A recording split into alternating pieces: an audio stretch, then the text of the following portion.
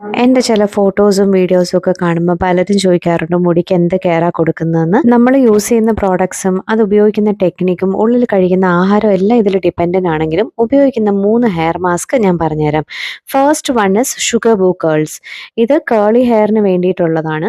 എങ്കിലും എല്ലാ hair ടൈപ്സിനും use ചെയ്യാം. നല്ലോണം മോയ്സ്ചറൈസ് ചെയ്യുകയും മുടിക്ക് നല്ല സ്ട്രെങ്ത് കൊടുക്കുകയും ചെയ്യുന്ന ഒരു ഹെയർ മാസ്ക് ആണ്. അടുത്തത് റീക്വലിൻ്റെ pea protein and ceramide hair mask. പ്രോട്ടീൻ്റെയും മോയ്സ്ചറൈസിങ് ഏജൻറ്റിൻ്റെയും ഒരു പെർഫെക്റ്റ് ബാലൻസ് ആയത് കാരണം കേളി ഹെയറിനും നല്ലതാണ്. മുടിയുടെ ഓവറോൾ ഹെൽത്തിനും ഇതൊരു നല്ല മാസ്കാണ്.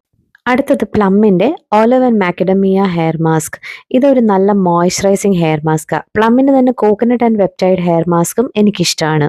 ആഴ്ചയിൽ 2 ദിവസം ഷാംപൂ ചെയ്ത് കഴിഞ്ഞാൽ അതിലൊരു ദിവസം ഞാൻ കണ്ടീഷണറിന് പകരം ഈ ഒരു മാസ്ക് ആയിരിക്കും യൂസ് ചെയ്യുക.